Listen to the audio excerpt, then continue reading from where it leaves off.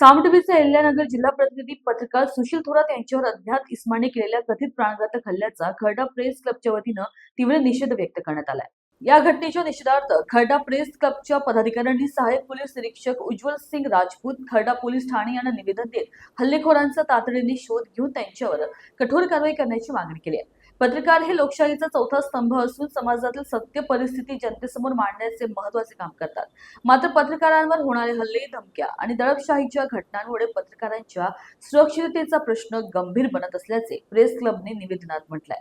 सुशील थोरात यांच्यावर हल्ल्याची सखोल चौकशी करून दोषींवर कठोर कारवाई करावी, तसेच भविष्यात पत्रकारांच्या सुरक्षेसाठी पोलिसांनी विशेष उपाययोजना आणि प्रतिबंधात्मक कारवाई करावी अशी मागणीही करण्यात आली आहे। या निवेदनावर खर्डा प्रेस क्लबचे अध्यक्ष संतोष थोरात यांच्यासह दत्तराज पवार, अनिल धोत्रे, महेश बजगुडे, बाळासाहेब शिंदे आणि धनसिंग साळुंखे यांच्या स्वाक्षऱ्या आहेत।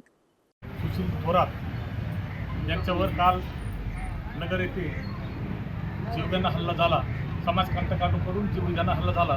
त्याच्या निषेधार्थ आज खर्डा प्रेस क्लबच्या वतीने खर्डा पोलीस स्टेशन येथे निवेदन देऊन त्या आरोपींना तात्काळ अटक करून त्यांना जास्तीत जास्त कठोर शिक्षा करावी अशी खर्डा प्रेस क्लबच्या वतीने आम्ही निवेदनात विनंती केलेली आहे। तसेच शासनाने संरक्षण कायदा, पत्रकार संरक्षण कायदा त्वरित लागू करावा अशी मी खर्डा प्रेस क्लबच्या वतीने विनंती करतो।